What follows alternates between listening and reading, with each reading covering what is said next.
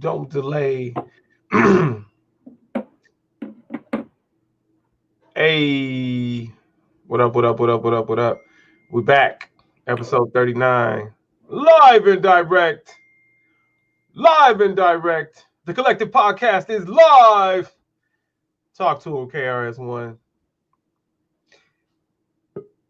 Thinking of a master plan. This ain't nothing but sweat inside my hand. So I dig into my pocket and all my money is spent. So I dig deeper, but still coming up with lint. So I start my mission, leave my residence, thinking how could I get some dead presidents? I used to roll up. This is a hold up. Ain't nothing funny. Stop smiling. And still nothing move but the money. But now I learn to earn because I'm righteous. I feel great. So maybe I might just search for a 9 to 5. If I thrive, then maybe I stay alive. So I walk down the street whispering this, feeling out of place, because man, do I miss a pen and a paper, a stereo, a tape, me and Eric being a nice big plate of fish, which is my favorite dish. But without no money, it's still a wish. Yo, what up? This is the Collective Podcast. This is episode 39, and we are live and direct. Live and direct. Got Rodney Saucier Sr. here. We got Hopson the first here. And then we got Anthony Carter Jr. I am AC from LA. Rod is Saucier _ senior. And Trey is Trey _ hop. What up, fellas? What's going on? What's up? What's up? Oh, we changed up? No baby hair? Nah. What? That 38 weeks in and you took off your baby hair? Yeah, I got hacked, man. So I had to change up everything. Okay. Somehow that, and now that everything is settled, I can make jokes about this. Somehow Rodney's little Cash App debacle, and Trey had a debacle too, but Rodney's little Cash App debacle has changed everything about this man's life, even his Twitter handle.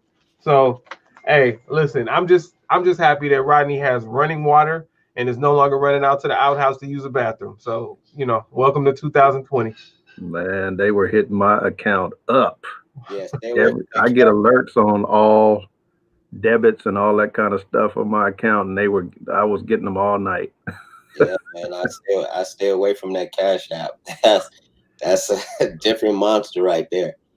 I thought I was calling Cash App customer service for help, and they had me on the phone. They asked me, "So, what's your account balance?" I said, "What's your account balance?" I said, "How's that gonna help me get through this issue that I'm having?" And they kind of got smart and said, "Sir, listen, if you want us to help you, I know it seems weird, but these are the things that we're gonna have to do, right?"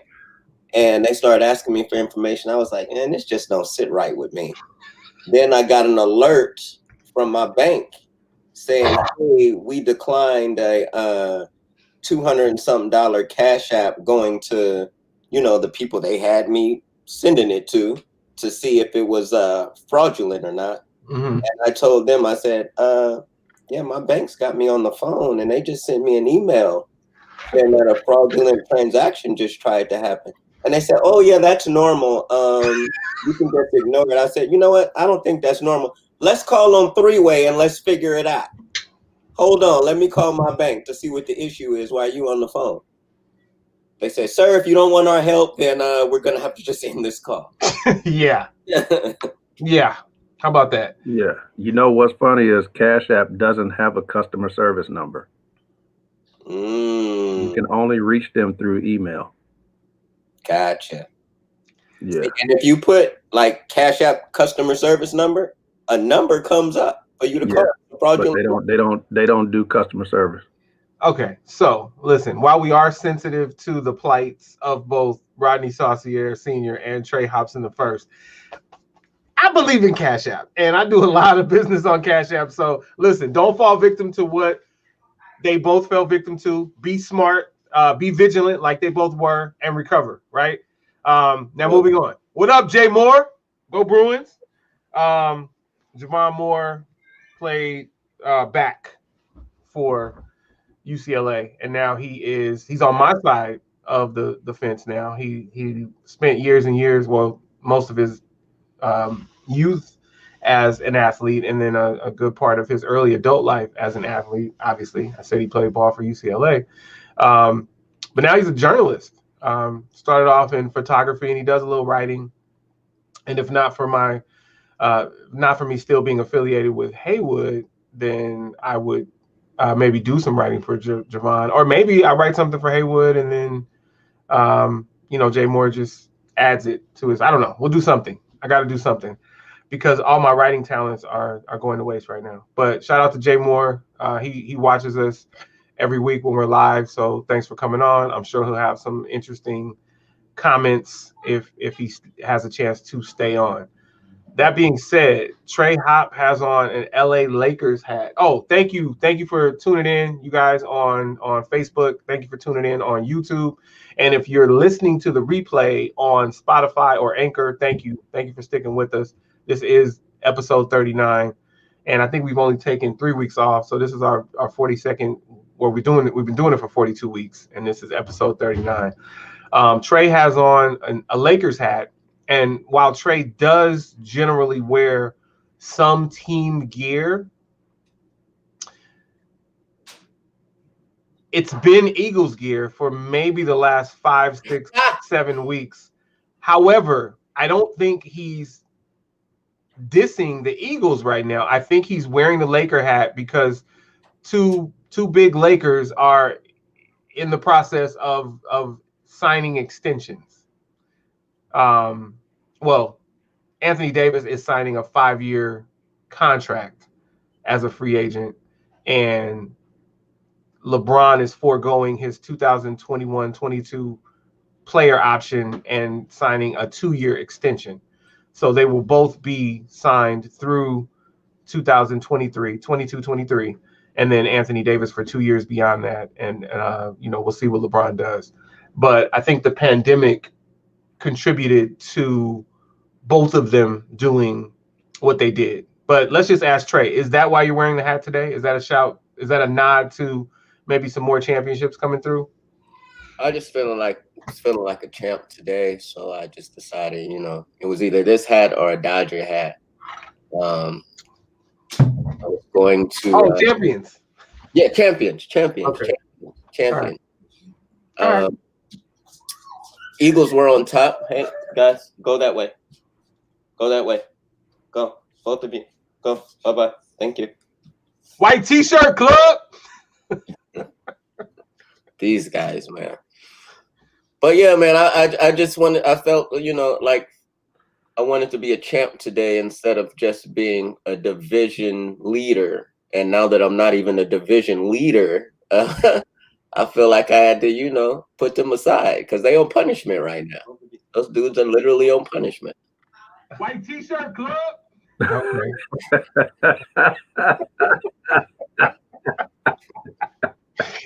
Well, I'm not here to diss. I'm not here to diss the Eagles. I figured you were wearing the Lakers hat because of the contract. So all good.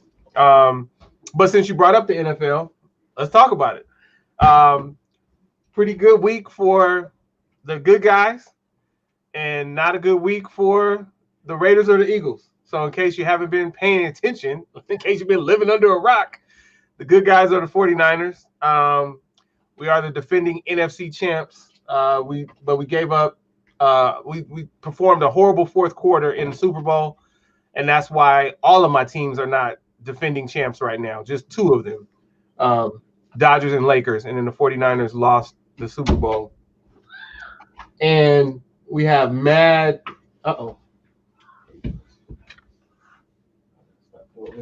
We got mad injuries that made us fall to 3-5, and then 3-6, and now we are. I don't know. I don't want to say we're on the comeback, but we're doing something, right? We had a good win, but we're still in it. That's the key. Like, obviously, we're all still in it. The 49ers can't afford to lose again. Interestingly enough, the Raiders and the Eagles can't afford to win it, or if we just in it. Usually you in it to win it. Yeah. I think we're all just in it still. I don't think we needed to win it. So power rankings for the week. You know, we do this each week, and the 49ers have been in the bottom, you know, on that when they were on that 3-game slide. But we got some people healthy last week, and now we have more people healthy for the Bills starters returning. We had 6 starters return last week, and eked one out against the Rams. Now we face the Bills. So we'll see what happens. So the power rankings are as follows. The 49ers were first for last week. The Eagles were second, and the Raiders were third. That's right? Yeah. Oh yeah, right. Like I still haven't even seen the score, but I just took Rodney's word for it. Like apparently they got trampled. Yeah, it wasn't pretty. Yeah, but I thought they were playing a Pop Warner team. But we go, but we go on to the next week and we see what happens. Did somebody from the NFC East say something? Yeah, man, I thought they was playing the Pop. I was pulling for the Raiders. I was pulling for the Raiders. And it's so funny. My Brit's stepdad is like diehard Raider fan. And he says the same thing. Like when the Raiders lose, I'll call him. I'll be like, "What's up, Papa John?" First thing he says is, "Raiders ain't shit." That's it. As soon as they lose, that's the first thing he says. And I'm like, after that, our conversation can go on. Say, "How you feeling today?" Raiders ain't shit. And then, see, I don't feel that way. I just felt like that was our bad game. Like you shouldn't mess with chemistry just because you paid a guy a bunch of money. mm-hmm. Sometimes when you make a mistake signing a person, and I'm gonna just go ahead and throw his name out there, Trent Brown. My philosophy is you don't pay someone for one good season. He had one good season for the Patriots, and they made him the highest paid right tackle in the NFL. Same thing happened with Chris Childs back in the day when he got all that money from New Jersey. Wow. He took it to Chris Childs. What's the small forward who got signed by the Dallas Mavericks a few years ago and's been injured ever since and hasn't played? Can I tell you one where we don't even have to go back that far? It's very, very current. Who's that? $109 million guaranteed to one of the worst quarterbacks in the NFL. That would be my quarterback, Carson Wentz. Terrible. He's not the worst. I said one of the worst. Yeah, but he's not one of the $109 million, $100 million players either. No, but his play prior to that dictated not just for one season. His play, it was more injuries than anything where you kind of got scared to give him that much money. But his play dictated for him to have.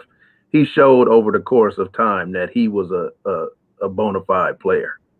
Now, this particular season, and from what I heard, he has had issues with teammates and all that kind of stuff in the locker room. They don't like his leadership skills. That plays a part, and that's a part that you really have to, I guess, as a GM, you got to kind of test the waters and see how teammates feel about this dude.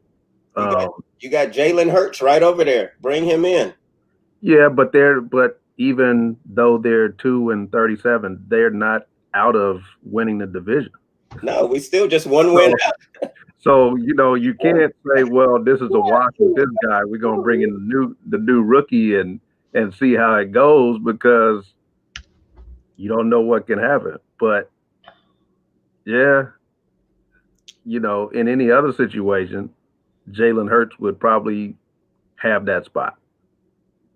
But as far as the Raiders go, the Raiders' offensive line was playing great while Trent Brown was injured. And Derek Carr was firing on all cylinders. And this dude could not stop. Who was that AC I told you from the Rams? Defensive end that they let go. At the Rams let go? Yeah. Oh. What, is it Dexter Fowler? No, that's not his name. I don't know. Like this year? Just this past year. I don't remember us talking about that, but was it Westbrooks?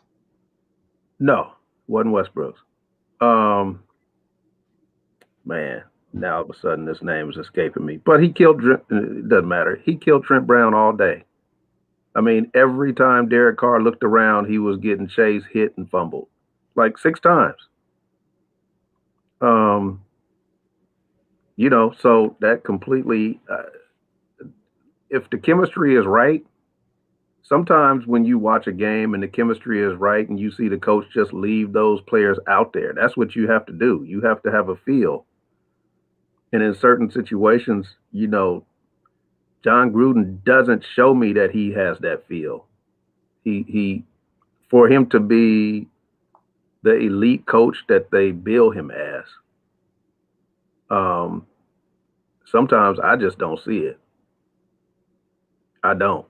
Now, do I think that they could have beat Atlanta if things were different? Yeah, they'd have killed them.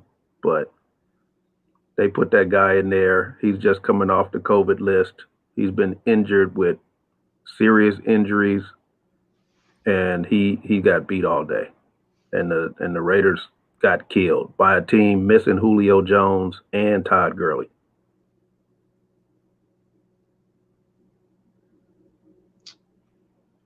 Got it. Well, yeah. Well, okay. So I mean, I like our decisions. We just have a lot of injuries. So I'm rolling like with everything. I'm rolling. Well, I know somebody who played against you guys should be wearing a Debo Samuels T-shirt. Debo for president. Is that Mr. Jalen Ramsey? I don't know which word it was, but he was getting abused. No. Listen, we like Jalen Ramsey. He makes contributions both, to the Rams and the 49ers. So we like him when he makes contributions to the 49ers. I'll tell you this. I still like the trade. Like, I still like Jalen Ramsey coming in and Marcus Peters going. And I keep wanting to call him Marcus Peterson. It's just Marcus Peters, right? Right. Yeah. He's annoying. And there was never any accountability. And he was always he was burnt toast at least 2 times a game in big moments. And somehow the Rams still made it to the Super Bowl with him. I didn't understand that. Hey, is our guy back? Because he got injured a lot on the Rams. What's our guy's name who went to Kansas? When I worked my Kansas football game, he was actually honored and moved into the Ring of Honor. The cornerback, the great cornerback who went to the Rams and was injured, Under Armour athlete. Starts with an A, and I feel like there's a Q in there. What is his name? On the Rams. The guy. You said a Rams corner? Yeah. But he's gone now. But he was on the Rams, and he was in there with Marcus Peters, and he was the leader of. At one point, he was the leader of the defense, but then, of course, that became Aaron Donald. But he was the leader of the defensive secondary. Okay, just look up greatest player in Kansas history. I'll do it. I can't believe I can't remember his name. Move on to something else because I feel silly. And you guys are gonna feel silly too, because his name starts with an A, and you should have been able to answer this. Nobody came out of Kansas except for him. Ooh, yeah, I can't say I with the I might get some flack for that. Oh boy. KU cornerback. It starts with an A and it has a Q in it. That should be easy. Help me out. KU cornerbacks in NFL. A and a Q. Good Lord. Goodness. Aqib Talib. Oh, okay. Literally AQ. Whatever happened to Aqib Talib? Is he back with the Broncos? He left the Rams, went to Denver, and then I don't know. Oh yeah, Talib. I don't think he's on. Is he on the team? I don't think he's with Denver anymore.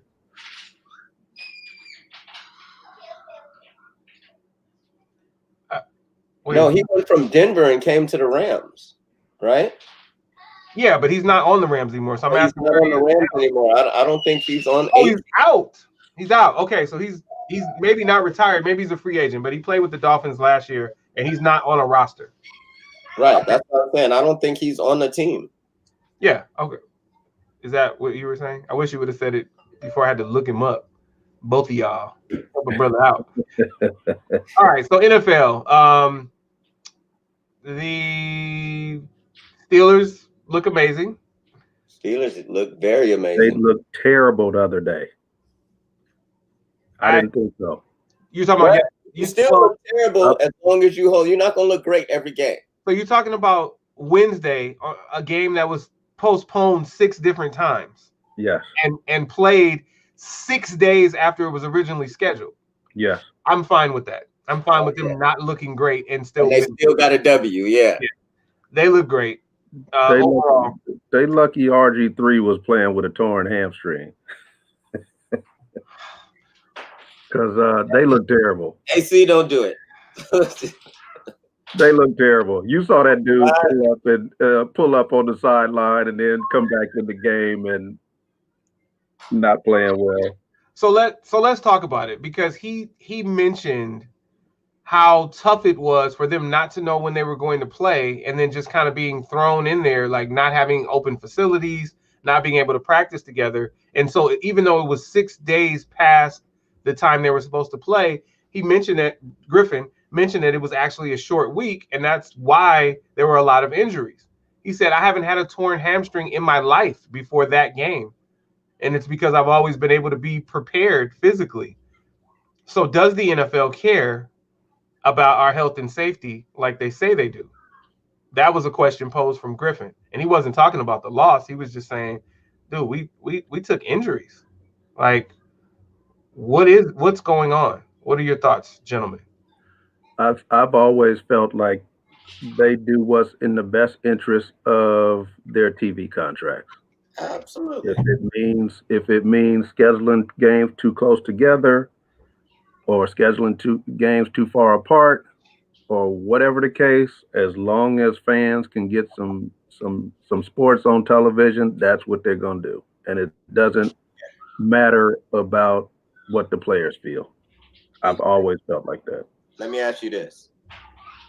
Is it players on the teams coming positive COVID around the NFL? You're saying, I'm sorry? Are there players in the NFL coming up positive with COVID? Yes. And they are infecting their families. Yes. Yes. They don't care.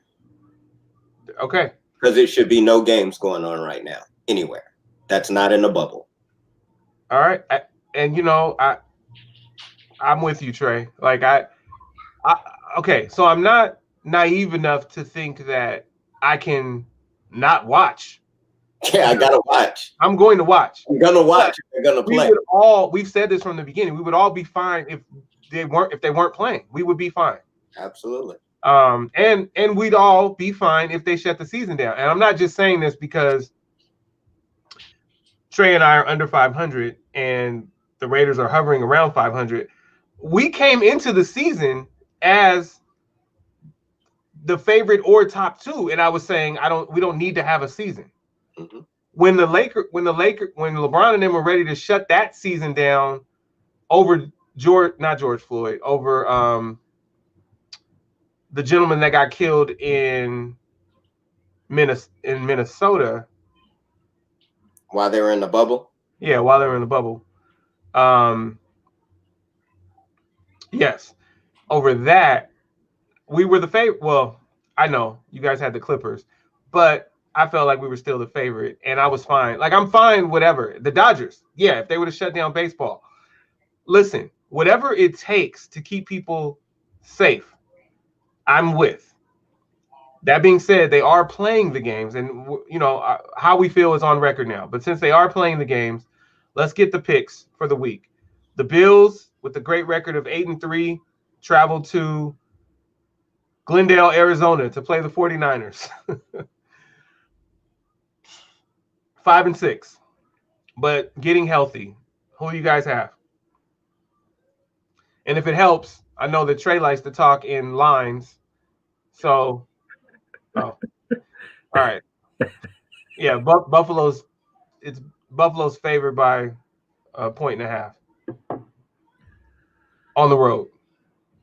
And they expect it to be high scoring. They have a over under of 48. Rodney, who you have? Bills, 49ers.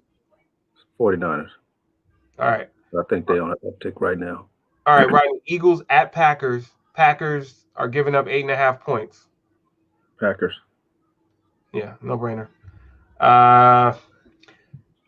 Is an upset brewing in New York or in New Jersey, or do you have your Raiders handling business against the 0-11 Jets? I do have them winning, but I don't think it's going to be a blowout or anything like that. I think the game will actually be in the balance until the fourth quarter. Okay, well, the line... And I may even say mid fourth quarter. Okay, well, the line is 8.5, and they usually give you 3 points for being the home team, so let's just call it 11.5. You know, they expect it to be fairly close, but they also have it as a 47-point over-under. Trey, Raiders, yes. Raiders at Jets in New Jersey. Raiders. All right, so we all have the Raiders. I guess the Jets don't have to upset anyone, but I guess it's possible each week. All right, Eagles at Packers. Oh, and I'll give you the line. The line is, because I know you love lines, Trey. The line is Packers minus 8.5 at home against the Eagles. Packers. 38 degrees. Packers. Really? Okay. You sound like my mother-in-law, who will definitely go against her Eagles and take the Packers in her weekly football pool. We had to talk about this. I said she wasn't a real fan to Brianna in confidence, and Brianna told her, and then she confronted me in Nevada in front of everybody, and I was like, well, no, it wasn't in Nevada. I was dropping Kayla off in Fontana, and she was like, what'd you say? I was like, well, if you go against your team, first of all, if you bet against your team every week, I don't feel like you can be a fan, because you could just not bet, but you bet against your team every week, according to sources. And she was like, no, it's not every week. And I was like, but you said, yeah, my team sucks, so of course I'm going to take the whoever it was, the Seahawks or whatever. Yeah, the Seahawks. And she was like, no, I was just saying it that week that I'm realistic. We do suck, but I still go for us when I can. I was like, all right, well, you can still be a fan. But all right, 8-3 Bills at the 49ers in Arizona, Trey. Buffalo is giving up 1.5 points. Bills. In a neutral site. Yeah, you're wrong about that one, buddy. But it's cool. I understand that you're blinded by the lights, the shiny rhinestones and stuff. Dinner? Did they announce where they're playing at yet? Is it Arizona? Yeah. I literally said in Glendale, Arizona before Trey got it. Okay. At State Park Stadium. Dinner? I don't bet, Trey. That's not betting. I just said let's have dinner after the game. Is that what you said? After the game, let's have dinner. Well, I believe you still owe me a dinner from 2018. Speaking of dinner. It's dinner after the game. That's it. Came up in the wrong. You came dressed. You and Britt came dressed in the wrong attire. That's it. At the Yard House. No, it wasn't Yard House. It was who has the it was Yard House. We still wore red and blue though. Yeah. You were very calculated. You know what you were doing. The Steelers, do they go undefeated? No. Rodney says no. Do they fall against Washington this week? No. Possibly. Well, Trey says no because he can't afford to have Washington win. I think they fall against Washington this week. Yeah. Dinner. Cowboys at Ravens. Ravens. Is Lamar Jackson coming back? If he continues to test negative, okay, that he will be done in time. He will be done on Saturday, and that game is Tuesday. So yes, if he continues to test negative, Ravens. Ravens. Okay, Broncos at Chiefs.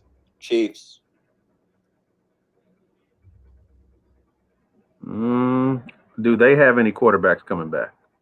Yeah, all of them. I got the Broncos. Yeah, I'm gonna go with the Broncos too. And not because I think the Broncos are better, but the Chiefs have won all but one of their close games, and they've had a few close games. What's the spread on that game? What's the spread on that game? 14. 14. They will cover. Damn. Bold prediction from the Betor. They will cover. He's saying the Chiefs are beatable. The Raiders should have beat them the second time. They had players missing from the defensive line. Raiders are a tough team, but let me tell you, the Raiders will smash Denver. Well, yeah. I agree with that, but I'm just saying in this division game. But the Chiefs are supposed to be. Yeah, I'm sorry, AC. Go ahead. No, go ahead. It's not an indictment on who I think is better, Trey. The Chiefs are way better than the Broncos. I just think the Broncos could eke one out because they've had a lot of close games, especially in the division. Yeah, the Chiefs are supposedly the cream of the crop, even though Pittsburgh is undefeated. I mean, people are still saying, no, the Chiefs are the team to beat. But the Chiefs got holes, and they go the way Tyreek Hill goes. Yeah. If you got somebody that will,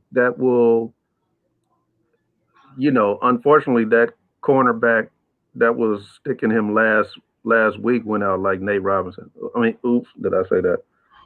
My bad. He fell down on every pass, and I think Tyreek had over 200 yards in the first half. First half, yeah. Yeah. I mean, you can't. But if you control Tyreek Hill, that's a whole different team. And if he twists an ankle or anything, they are done. Yeah. All right. Saints at Falcons. New Orleans -3. Falcons. Saints.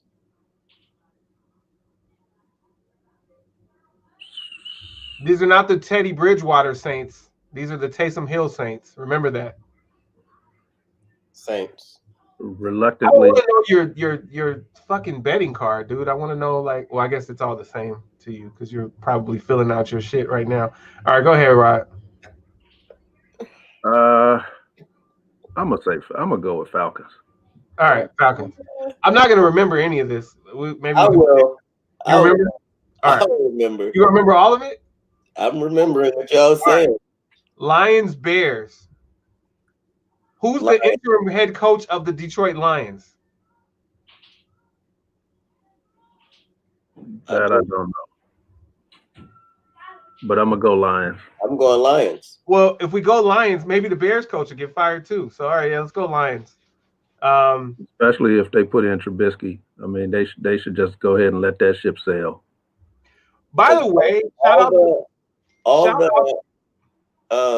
Lions have to do is score like 10 points. The Bears have 0 offense. It's not looking good. Yeah, if you can get like a defensive touchdown and 1 offensive touchdown, that's like being up 28 points on the Bears because they can't score. So, okay, shout out to Marvin Jones, who plays for the Lions. That's his name, right? It's Marvin Jones, right? Yeah. He went to school with Brianna went to school with him. So shout out to him. His whole career has been in Detroit. Unfortunate. But he balls. All right, so Chicago's so we got the Lions in the upset on the road. Cool. Browns, Tennessee. I don't care who the Browns play. I hate them. So I'm always choosing anyone else. Tennessee's giving up 5.5 points. And I don't care about the line. I know Trey does. But I'm definitely going Tennessee because I think Tennessee came off an L too, right? No, Tennessee won their last game. No, they won in overtime. Derrick Henry. It was a close one. Yeah. Yeah, they're going to smash this week. Yeah. Bengals at Dolphins. Oh, this is not even fair. Dolphins. Dolphins. When they beat us, I thought it was like Philly beating us. I thought it was like You gotta go there. an anomaly. No, but they're actually good. I mean, no, they're 7-4, and I think they're a legit 7-4. Yeah, they are. It's just they've been so bad in the past that we're like, how are they winning? Yeah. Shout out to Brian Flores. Well, I mean, is he gonna start Tua again? Because Tua is playing terrible. Yeah, he said Tua will be the starter again. So he didn't lose his spot. It's not out of the question for the Bengals. Oh, it is, because he'll have a quick trigger. Like he'll pull him when he needs to, if and when he needs to. That's true. Yeah. So Jags at Vikings. Who cares? Well, Trey cares. No, you don't. Yeah, because of Philly Vikings. Vikings. Oh yeah, I'm Vikings. Vikings. Jags are not going to get their second win on the road in Minnesota in 20 degrees or whatever the hell. Like, where's the weather? Why doesn't it say? Do they not know what time this game is? Well, Vikings are in a dome, right? Oh, that's why the weather. Thank you. Good job. All right. Well, they might get cold walking in. Raiders, Jets, we already talked about. Colts, Texans. That should be a good one. I'll go with Texans in an upset at home. Trey, the line is 3.5. What team? Colts, Texans. Colts. Okay. I'm gonna go Texans. Rams, Cardinals. Rams. Rams. Rams not dropping 2 in a row. They're not. I don't know. I don't know that the Rams have any control over what they do. They do. All these teams do. Well, in fairness, we had no control over anything when we had all those injuries. I just want to make that clear. All of our losses are because of injuries. All of them. All of them. All of them, and we got a lot of them.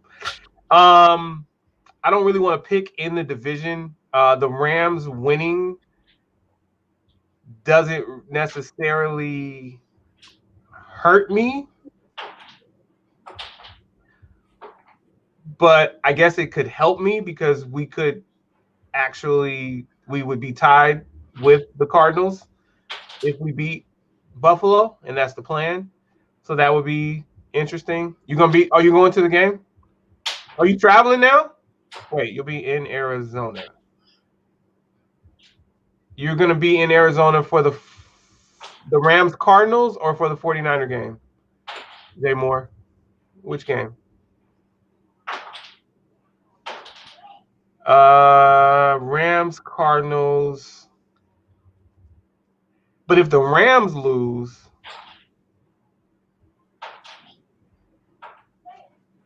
I don't know, man. The line is 2. All right, I'll go with the Rams. I'll go with the Rams. I don't know what little means. Oh, Rams. Okay. All right. Shout out to Jay Moore. All right, yeah, I'll go with you guys. I'll go with the Rams just because it makes it easier for us to move up to third place. And the Cardinals are a team that we need to catch, but we don't really need to catch them because my prediction can still come true. Like I told you, all 4 teams would make the playoffs. We are tied for 8th, and 7 teams make the playoffs, and we're tied. We're in a 3-way tie for 8th. So we could still get in, even without the Cardinals falling out. But anyway, we'll see what happens. Giants, Seahawks. Seahawks.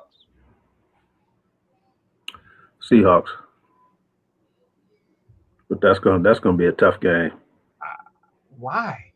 Why is that a tough game? The Giants are a tough team.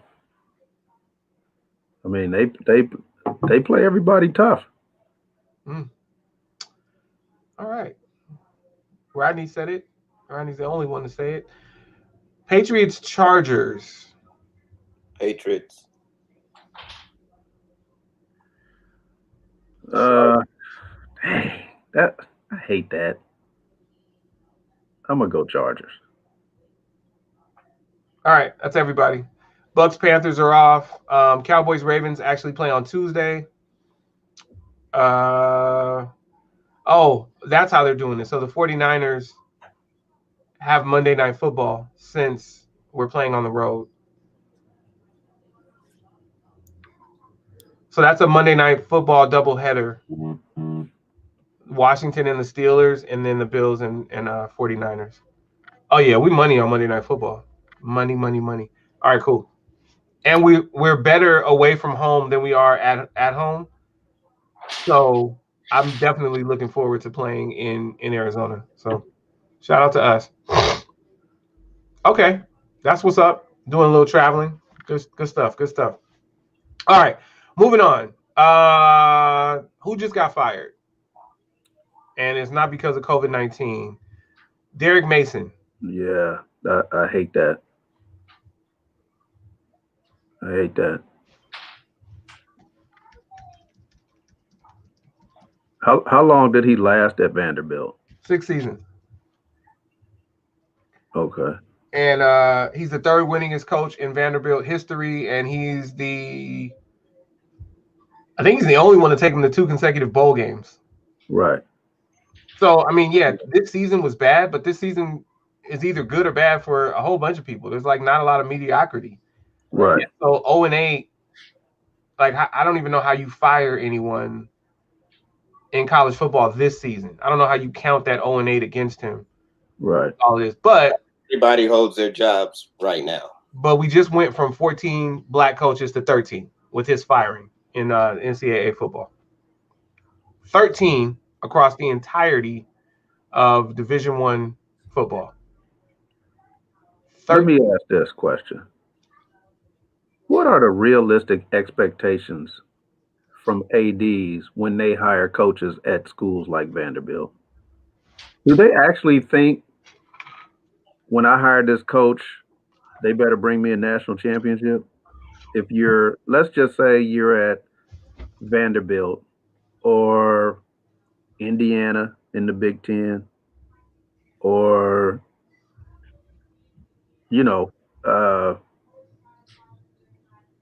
a school that's not necessarily traditionally known as a powerhouse school for football or even basketball. It doesn't matter. But what do they have realistic expectations at these schools, and or do they just want to be competitive? I don't know the answer to that question. But when I see stuff like this where you have a coach that's taking them to bowl games and doing well, I just wonder, what exactly are they looking for? Well, I'll say this. I say it's got to be different for basketball, because basketball, you got so many non-conference games that you can actually have a losing record in conference and wind up with the winning record, make the tournament, all of that. In football, you can have, depending upon your conference, you can have, several non-conference games. And I guess if you're playing 8 conference games, maybe you can only have 4, but maybe you have 4 winnable games, and then you only have to win 2 games in conference. So I'd say probably minimum expectations is win 6 and make a bowl game. This year, it's all unrealistic because you're only playing in conference, right?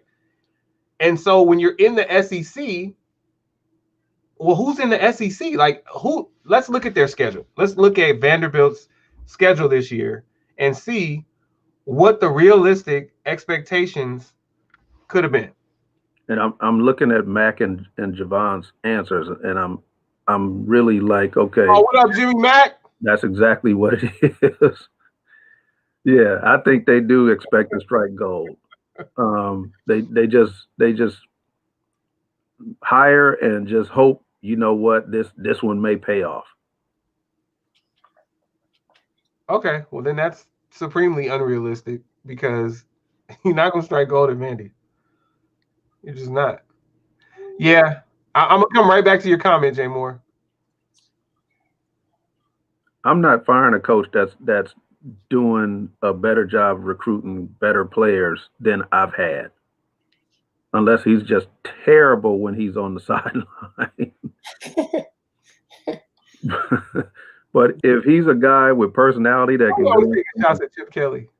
go in someone's living room and steal some top-notch players for me, even if we're not winning, if I could just get those players in the NFL and I can use that as a recruiting tool for other players, one of those years we may get lucky. But you know, that's I just don't get it. So let me go back to the comments for those listening. So the first thing Jimmy Mack said was, no, they do not ask. They probably ask FUBAR questions and expect to strike gold. Then he mentioned that they wanted to get rid of Mason no matter what at Vandy. And then Jay Moore, ADs are never realistic. They want success to keep their jobs, or they want to succeed to keep their jobs. And coaches get fired, so ADs show they're trying to win. Yeah, that's tough, but I think, yeah, yeah. Oh boy. All right, it's sad, but I just want to go back to the thought that there are 13 black head coaches in the entirety of NCAA Division I football, and so we're talking about 1A and 1AA, or we can say FBS and FCS. 13. And let's put that in proper perspective. How many teams are there? 106. Yeah. So we're clearly not trending in the right direction. I wonder what the high is. I got to go back and look and see. 13, 14 might have been the high. I'm not sure about that. Yeah, 13. 13 after Mason. Yeah, 13. So it was 14 and now it's not. Yeah. The Pac-12 has 5. 5. Yeah. I'm sure that's a high. That's a high for the Pac-12. That's a high for a conference. Well, it's got to be a high for a conference because there are only 13. But I think that might be a high for any. Well, it might not be a high for a conference because we have 5 in the Pac-12, 4 in the Big Ten, 1 in the ACC. Those are the power conferences. None in the SEC, none in the Big 12.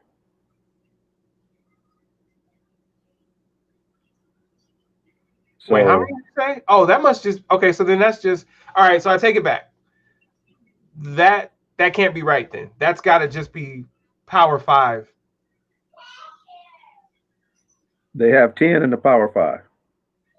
Yeah, but there's more than 3 outside the Power 5 because you have the SWAC and the MEAC, and there's no way that you don't have more than 3 black coaches in those 2 historically black college and university conferences. So the number's got to be off. So let me check that number.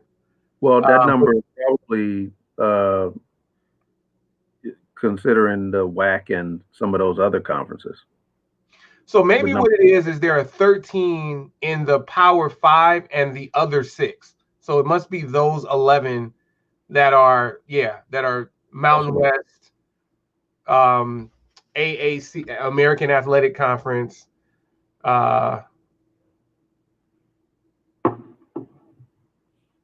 who else? Conference USA.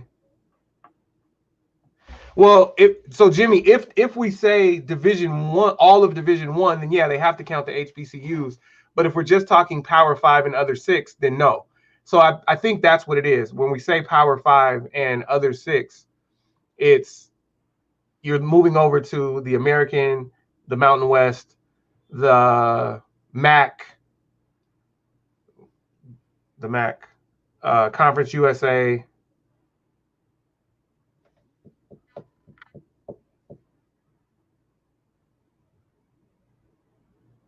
Is Sunbelt one of those, or is Sunbelt on tier with Missouri Valley and Big Sky? Okay, Sunbelt, yeah, because they're in there with the SEC group. Sunbelt, and I think there might be one more that I'm missing. So that must be where the 13 are. And then, so not all of Division I, but still, if you count all of those teams in those conferences, we're looking at like 70. So that's 11 conferences. And let's say, you got like 12. So, okay. So they're saying 100. Okay. So now I get what they're saying. So 106 schools in the top 11 conferences. And there are only 13 coaches. That's what it is. It doesn't count the Big Sky. It doesn't count the MEAC. It doesn't count the SWAC. It doesn't count the Missouri Valley.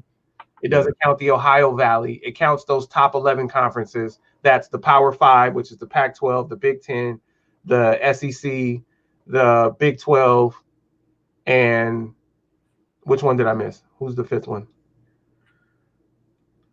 Big 10, Big 12, SEC, Pac-12. Big Sky. No. ACC. ACC. Those are the 5, and then we go to the American, the Big East. The Big East is gone. I'm sorry. That is the American. The Big East doesn't have football anymore. The American, Conference USA, MAC. The MAC, and whatever the other 3 are, that are the other 6. So those 11 have 106 schools that there are 13 black coaches in. And then all the rest, there are more Division I schools because you have the MEAC, you have the SWAC, you have the Big Sky, you have the Southland. Those conferences don't count in this what we're talking about. So, and this is what Rodney talks about all the time, that, and this is across all sports. He really talks about it in basketball a lot, where the black coaches that come in don't get even good jobs a lot of the time. So it's almost like they are set up for failure. And so they wind up not succeeding, and then they wind up they're not in the mix to get those repeat jobs and all that, because they don't, there are very few who get cavi jobs and can keep going. Yeah. They don't get championship contender jobs. I'll say it that way.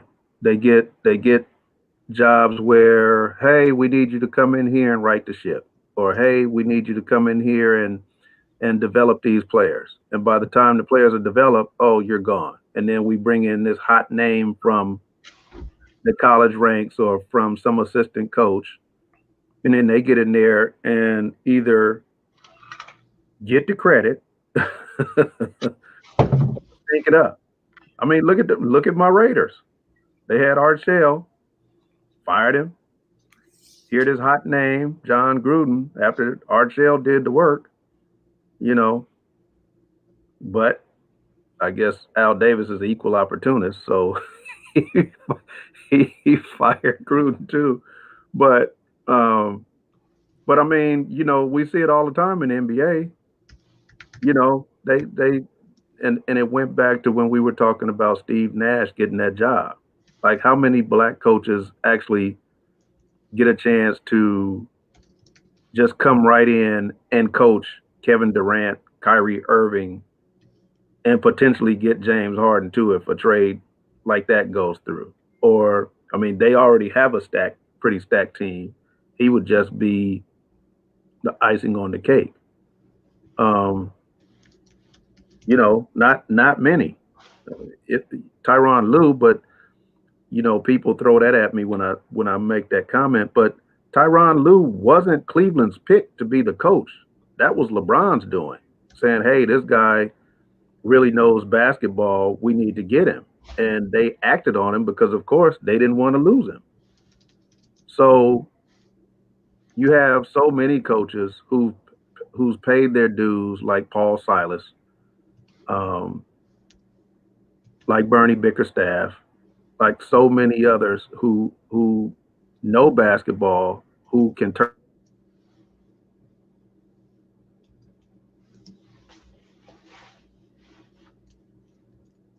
in great coaches or not. They don't get the shot. And then all of a sudden we hear, oh, yeah, LeBron's new coach is David Black. He's popular overseas. Really? That's what you're going with? And no disrespect to David Black, but that's that's kind of like a slap in the face. Like you going overseas to get this guy, and you got coaches right here who are dying for the chance. Who Juwan Howard and other, Brian Shaw. I mean, even when Brian Shaw was with the Lakers, he was next in line to get the Laker job. Kobe vouched for him. All these other players vouched for him. And the Lakers say, you know what? We're trying to get away from everything Phil Jackson. We're not giving him the job. He ends up at Denver. They had Melo, but Melo was starting to decline.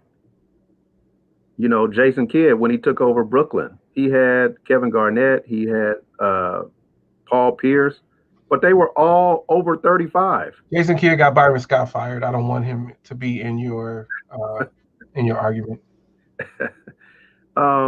Even Byron Scott. I mean, Jason Kidd got him fired. He was a Laker coach. And in a year where they're rebuilding and Kobe is injured and all that, you still get fired? Okay, I see. And I just that stings to me. It's and when I look at this breakdown, because they have the breakdown of head coaches in Power 5 conferences on ESPN. If you click on the Derek Mason link about him being fired, they have the breakdown. And got 49 running backs coaches.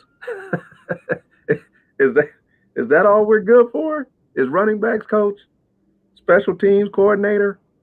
We got 49 running backs coaches in the Power 5 conference. 49. We have 13 strength and conditioning coaches, 10 special teams coordinators. When it comes to offensive coordinators, the people who are actually getting the jobs next in line, because the schools and the pro sports teams are hiring people on the offensive side of the ball, we have 5.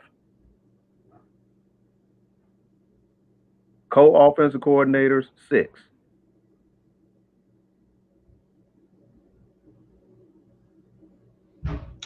Associate head coaches, 12. Yeah. But those associate head coaches, they don't get the jobs, not the black ones. When that head coach is fired, they become interim until the end of the season, and then it's okay, we're looking for a brand new coach. Sound like Raheem in Atlanta. All right, so I just wanted to clarify something. I couldn't name. You hit it on the head. Exactly. I couldn't name the 6th conference. First of all, I was calling the other conferences. They're called the Group of 5. And if I remembered Group of 5, then I would remember that there wasn't a 6th one. That's why we couldn't name it. So obviously we know the Power 5, Group of 5, Mountain West. Shout out to the Mountain West. I was about to say, you really not gonna name that one? I did name the Mountain West. I didn't hear you.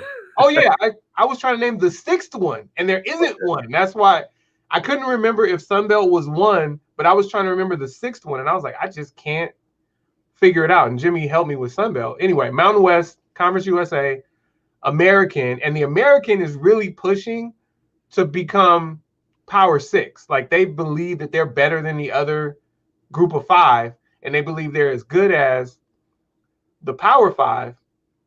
So they want to be Power 6. And some of that has to do with them historically being the Big East, when Big East, could compete in football. Shout out to the Miami Hurricanes. Yeah, so Group of 5, Mountain West, Conference USA, American Athletic Conference, MAC, and Sunbelt. Okay? And out of all of that, those 10 conferences, 13 black head coaches. Yeah, I don't see the American Conference on the level of the Power 5. They have some good seasons where they have winning squads, yes, but I can't say they actually match up, face each other, these teams ever have a chance.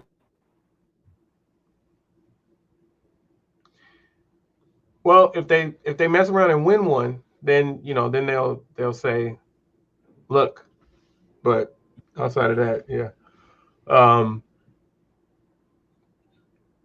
Boise State had a couple chances to do it for the Mountain West.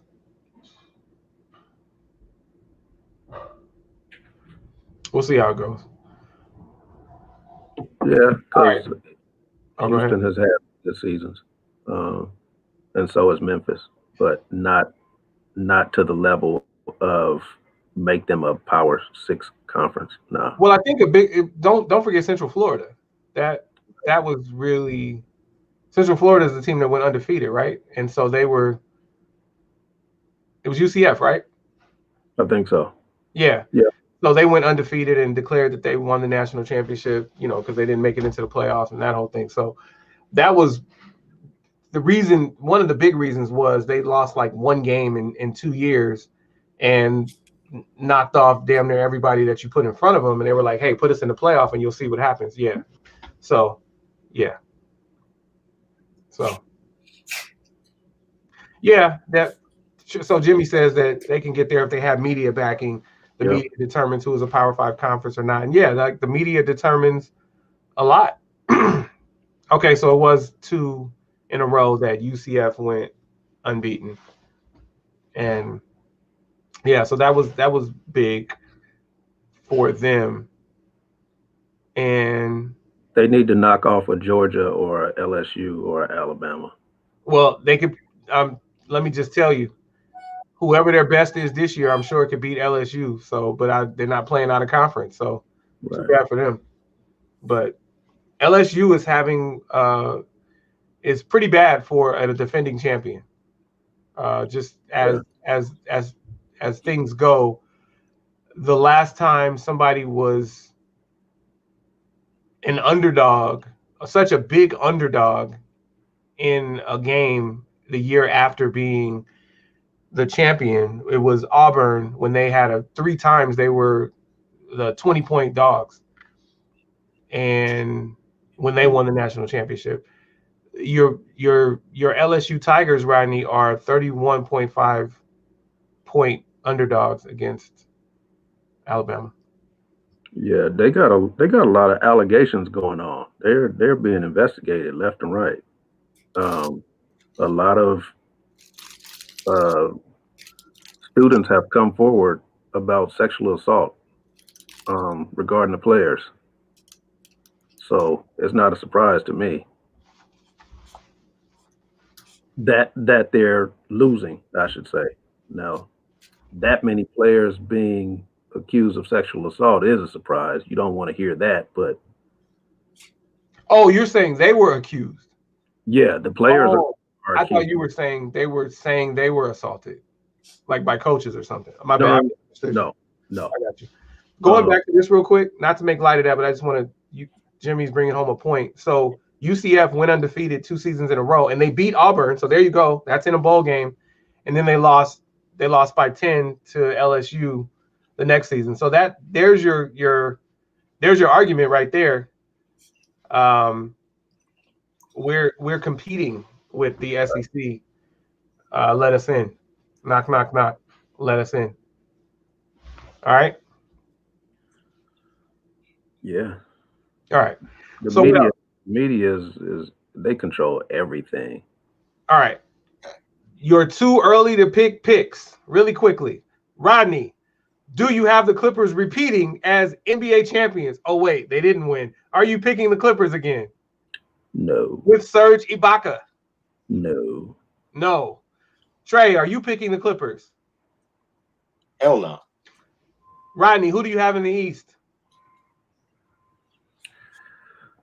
As of today. Boston. Okay. Trey, who do you have in the East? I would say Boston. Yeah, I'm gonna rock with Boston. Okay. Jimmy, who you have in the NBA in the East? Coming out of the East in the NBA?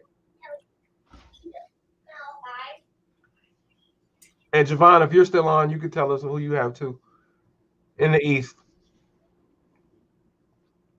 So of course, Brooklyn is the great unknown, and they've got co-coaches. You know, Kyrie Irving is a coach. Kevin Durant is a coach. The coach is a coach. Steve Hall of Fame Nash is a coach. I'm still going with Milwaukee. I'm ride or die with Milwaukee. Okay, Jimmy says Milwaukee. Why? Because you dethroned them in the regular season. I mean, no, Milwaukee didn't get better. I think the team got better, but I don't think Giannis got better. You just can't. You got to get a jump shot, dude. This is the jump shot era. I don't think Giannis got better, and I don't know. You guys are failing to realize that Bledsoe was huge with that team. Yeah, Bledsoe is not Drew Holiday. No. Hold on. Huge. I am not failing. Okay, first of all, y'all picked the Clippers, so don't tell me anything about. Not with y'all. I never picked the Clippers. Yeah, you didn't pick the Clippers? Ever. What was your transgression? So you trying to say you picked the Lakers and the Dodgers, Trey, in the beginning? Excuse me?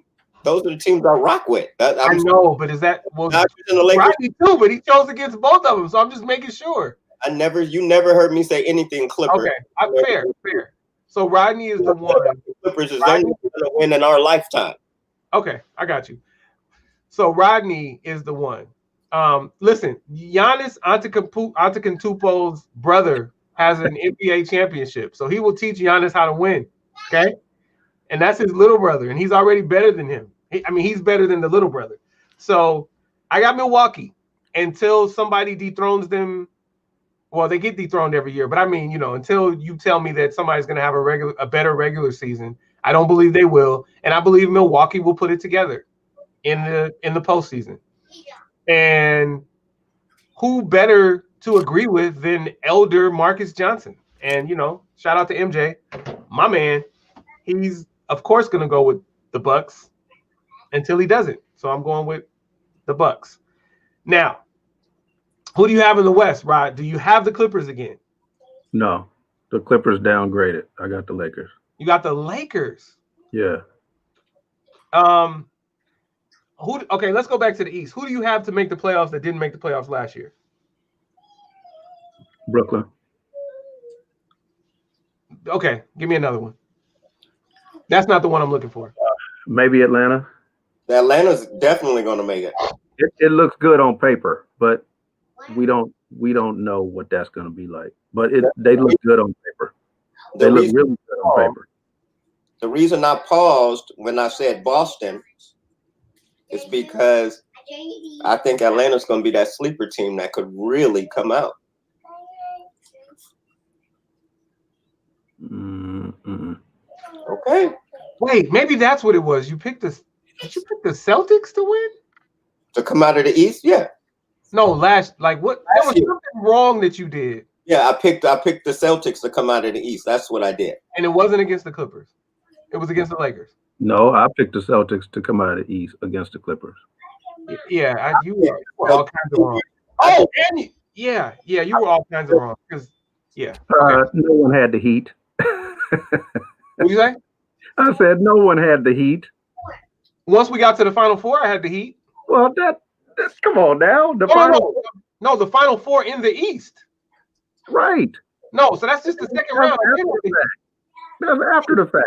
Dude, no. When I had the team, I stayed with that team. When you guys asked me, I said, nope, I'm staying with my pick, right or wrong. I didn't change just because we got to the Final Four. No, I changed when Milwaukee was eliminated, Rodney. I had Milwaukee, and then I had the Heat. Yeah, Rodney had Milwaukee after they're gone. You don't get to change. Boston the whole time. I had Lakers Boston the whole time. Nah, when I picked the teams to go, I stayed with those picks regardless. I made that clear. I'm not.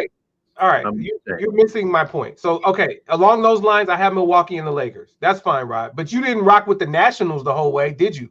Because they didn't make the playoffs. No, but they didn't make the playoffs. I'm a Dodgers fan. I don't care. You chose the Nationals multiple times on this here venue. I said when I picked win.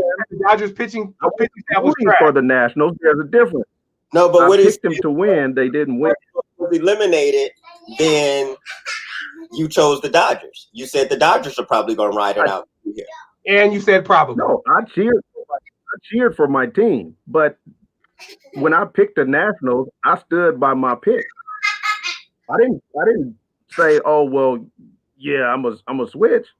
No. I got a question for you. Who did I choose in baseball? In baseball. The Dodgers. Again? I can't remember who against. Grandpa. Remember I told you how deep the AL East was? And I said I know firsthand. Remember? When you guys chose the Yankees, I was like, nah, it's going to be Tampa. Remember? Tampa. Yeah. Anyway, that being said, my sleeper pick is Washington. And I don't mean to win the East. I mean to make the playoffs. Oh. With Westbrook and Bradley Beal? They've had Bradley Beal by himself. That's what you're missing. Yes, with Westbrook. Because it's not like it was Bradley Beal and John Wall, and now we're saying Westbrook. John Wall was still injured. I get that. But Westbrook and John Wall are basically the same player. Well, he's not injured. They would have made the playoffs with Bradley Beal and John Wall. That's what I'm saying, playoffs.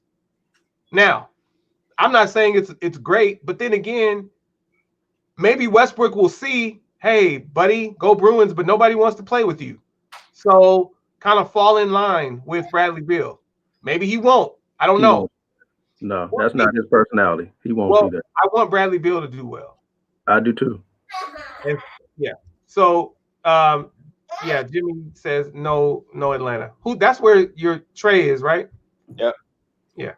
And a lot of things depends on who actually wants to play. Because I mean, when I look back at it, I didn't realize how much the Clippers didn't want to play in the bubble. Like, after the hindsight, but they didn't want to be there. No, they just weren't that good. No, they didn't want to be there. The whole year are really, they didn't want to be there. There's no excuses for me. They didn't want to be there. You're saying they didn't want to be there, so that's why they lost. That's an excuse. That's literally an excuse. I didn't say that's why they lost, but I'm sure that contributed to it. They lost in the second round, right? Yes, they did. Okay, just making sure that you know that your pick lost in the second round. Yeah, I don't have no problems with that. If they'd have made it to the Western Conference Finals and played the Lakers, would you have said, and the Lakers would have swept them, then would you have said, they didn't want to be there? No. Hey, Rodney, I think you should be forced to wear a Clippers fitted back up. A Benoit Benjamin jersey. When we made these predictions, a lot of this stuff wasn't going on.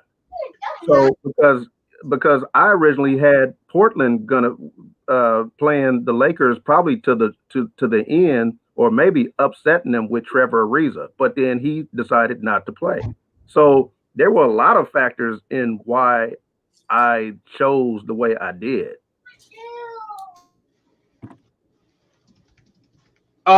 Yeah, excuses.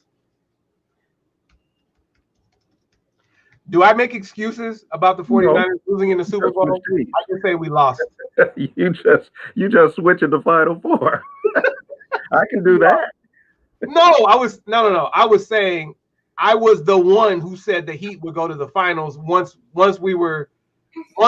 favorites fell. I was like, yeah, I think the Heat have enough to beat everybody left in the East. That's what I'm talking about. I didn't pick them. No, I didn't pick them. That's not what I'm saying. Did he pick up anybody else? They make any changes? No big changes. They lost Crowder. So that's a wrap. You can't lose wing defenders, and you don't play Iguodala. That kind of luck is not going to fall twice. So listen, were you guys surprised that the Lakers all those role players left? I was surprised that Dwight Howard left. Well, I heard he didn't get an offer, but What about Rajon Rondo and Avery Bradley? Like, did he even get a ring? Well, I don't know. I don't know how that works. I'm sure he did. Hold on. Pause.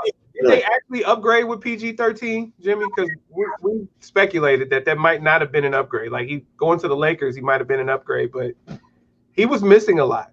So it was almost like he was PG-17 or something. I don't know. But for the record, Jimmy is saying Clippers had bad chemistry between the star players and the Rough Riders they had before they upgraded with Kawhi and Paul George, number 13.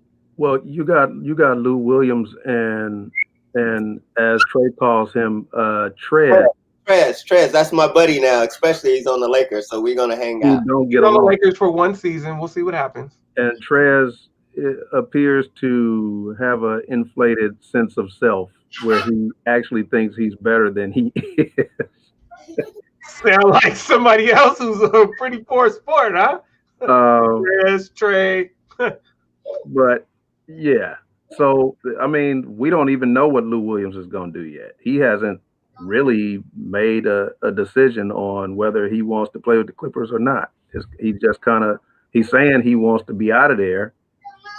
Of course, his guy is gone. Who's that?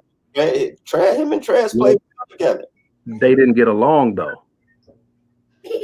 They got along on the court. And Lou Williams didn't show up in the second round. That 15 to 20 that he was guaranteed, that wasn't happening. Well, Trez.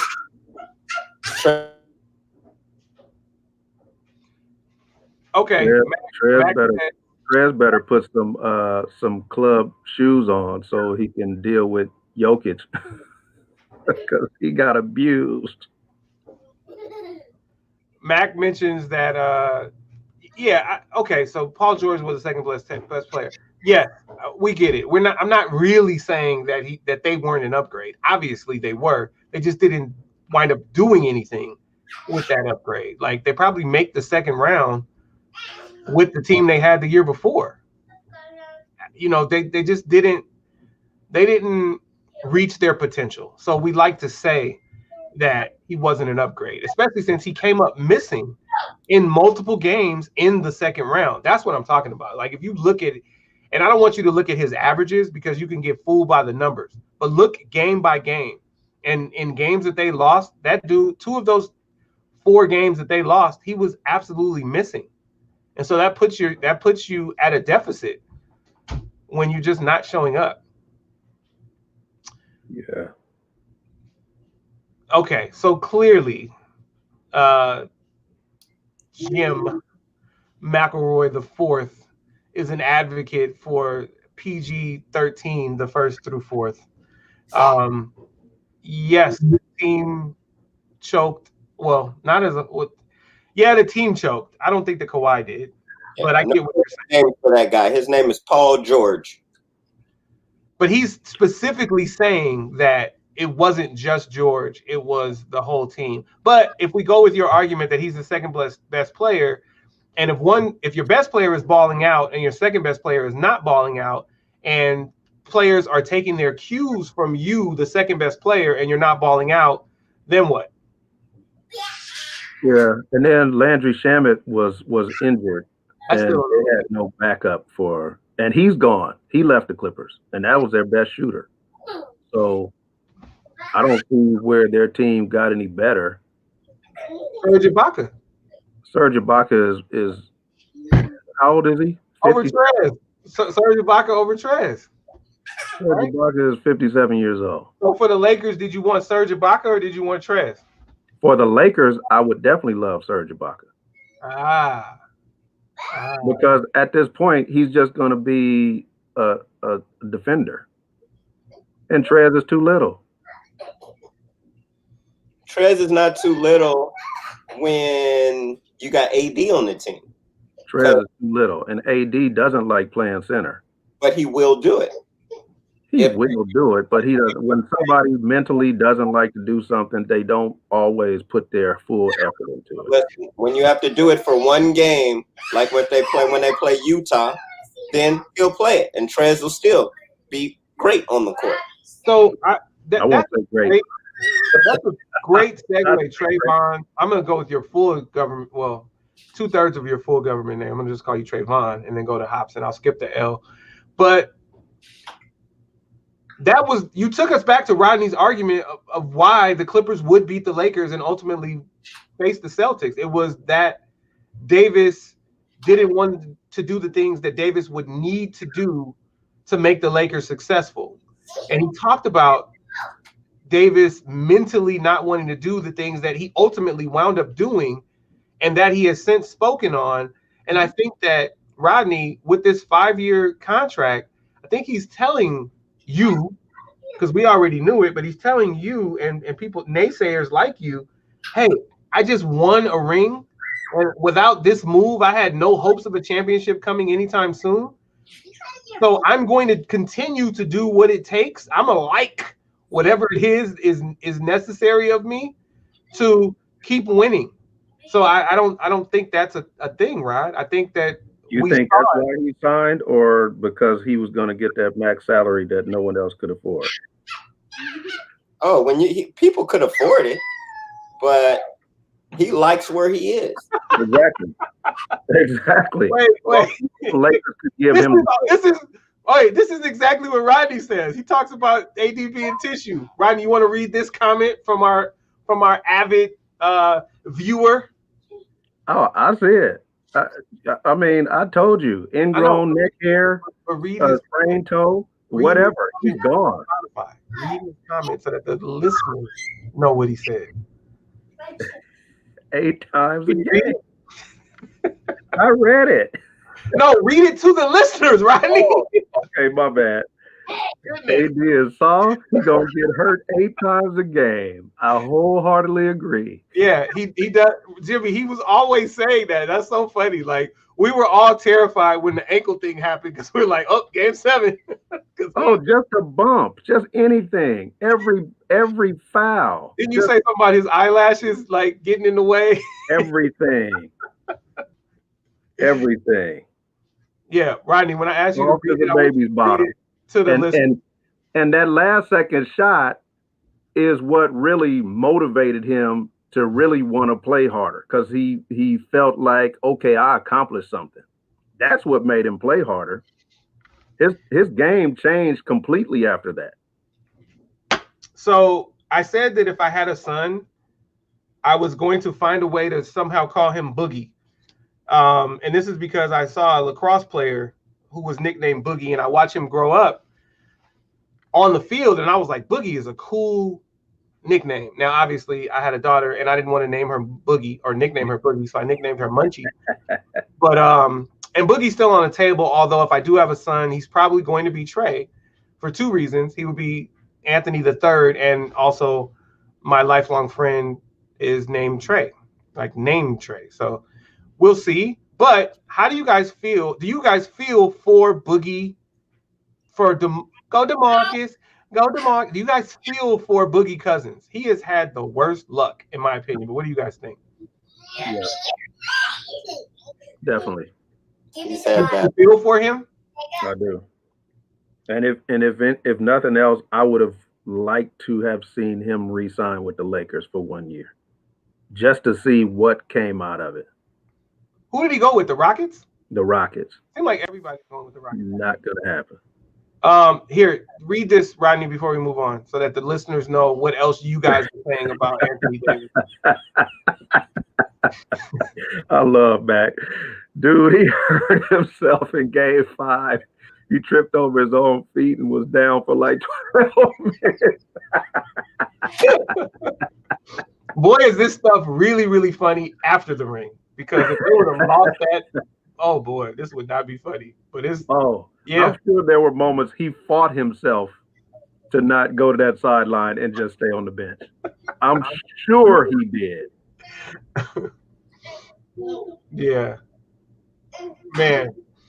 All right. So So we got it. NBA. So college football, are you guys even watching? And if so, what do you guys think about the college football playoff? Will it actually happen? And if so, yeah, this is true about Boogie. Jimmy Mack says Cousins was on a Hall of Fame arc until all the bad injuries.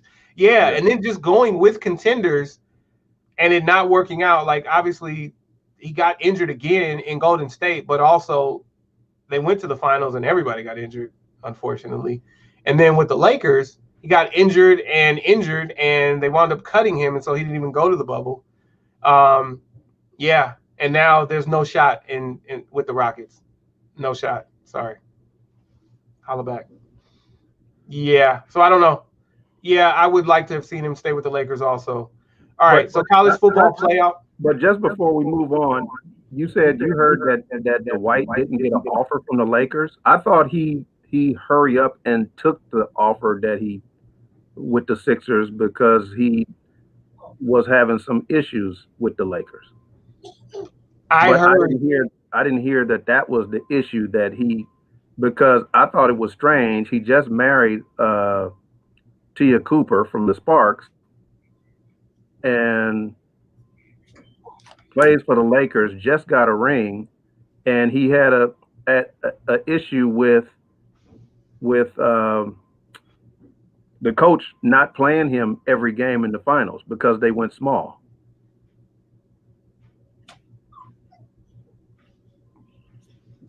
No, that's the issue I heard. Okay, well, that's silly. If that's the reasoning, that's silly. But that's Dwight Howard. Because you just humbled up. You just humbled up and came and got this ring and seemed to be a great teammate this time around. So how do you leave that? He tweeted, "Thank y'all, LA, this LA for life," or whatever he said, and then deleted it and went to wherever he went. You said Philly? For some reason I thought he went. Oh yeah, he went to Atlanta. Really? Yeah. Yeah. Well, I was told that it was because he didn't get an offer at all. And he got one from them. Like, he expected an offer. He expected it, but then when they knew they was getting Harold, then it was no offer anymore. Well, no, he signed for the minimum. He signed for the veterans minimum. And then they took it back? No. He was going to get the minimum from the Lakers, but he took the minimum from the Sixers. 1 year deal, 2.5. So you proved an integral part of the Lakers championship. You don't know what you're getting in Philly other than you're getting Doc Rivers, and you don't know what he's going to be able to do with them. So and you're still going to go sit behind Embiid. You're still not going to be the man. So, but let's talk through it since you brought this up. So is he guaranteed to be Embiid's backup? Because that's maybe better standing than he has in LA. Well, he was JaVale McGee's backup, or they kind of rotated here and there.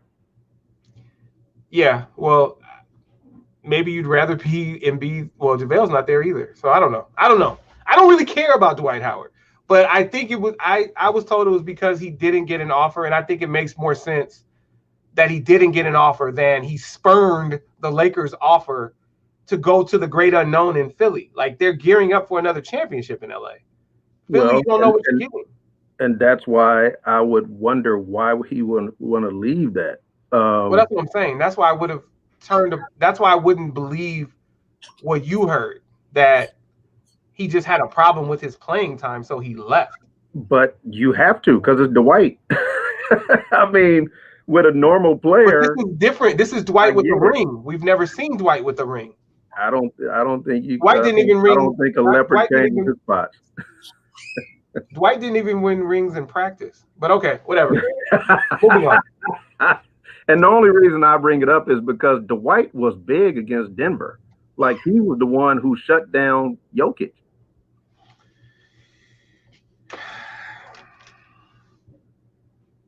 That was my point. Jameer Nelson.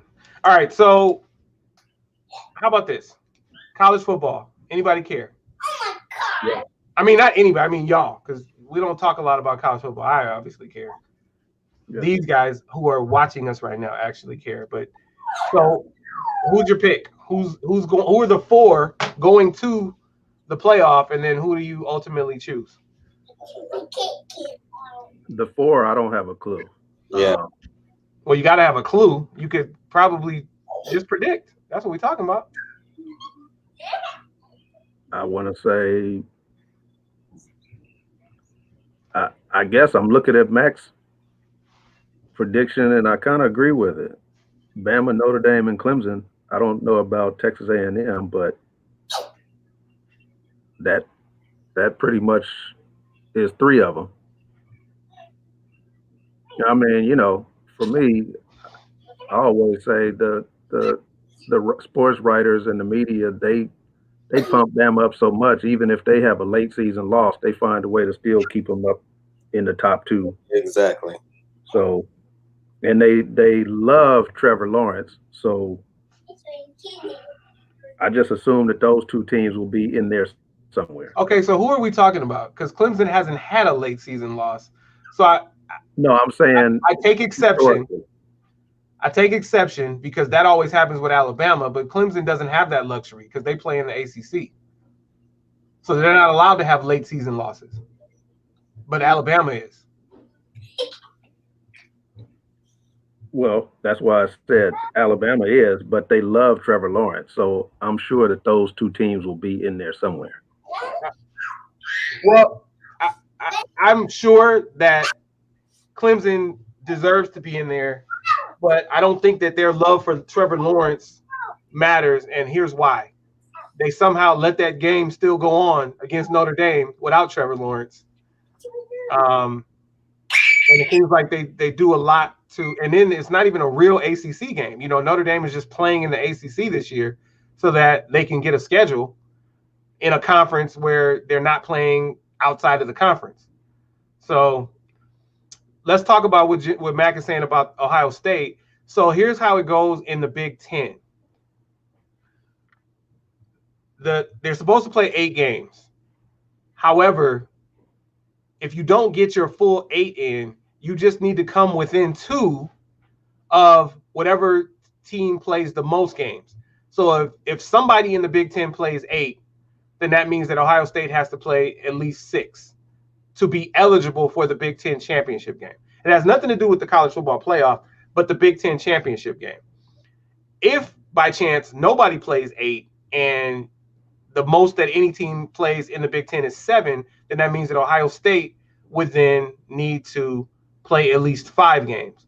So when he says they're saying they won't have enough games, how many? That's possible. You're right. That is possible. How many have they played, and how many do they actually still have on the schedule, and will they play them?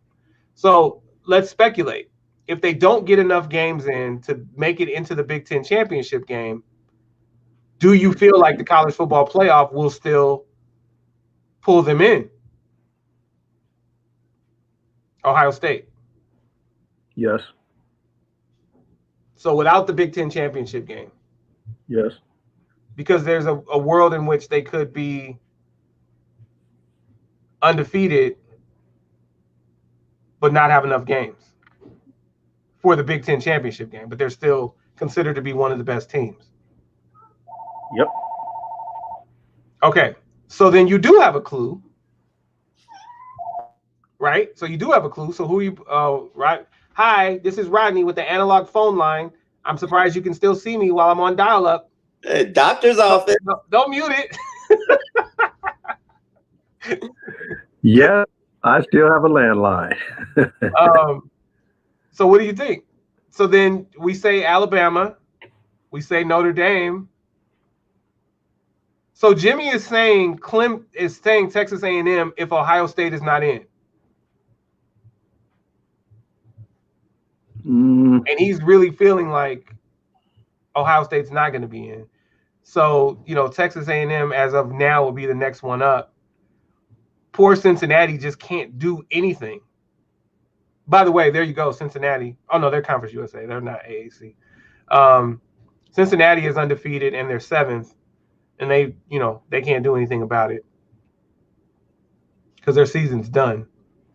So They need some more people to leave so they can move up. Yeah, I see you. Texas A&M is at 5, and if Ohio State doesn't play that championship game, then it'll be tough.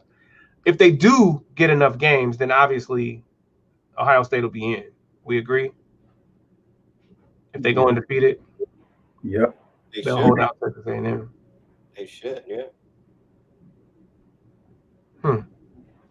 This is interesting. All right, well, we'll see what happens. All right, so let's say we go with Jimmy's. Where to go? Let's go with this. Who you guys have?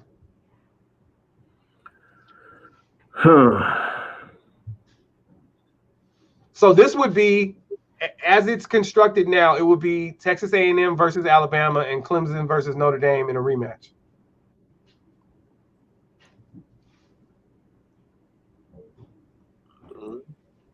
Wait, okay, so say it again. Who would play who? Bama?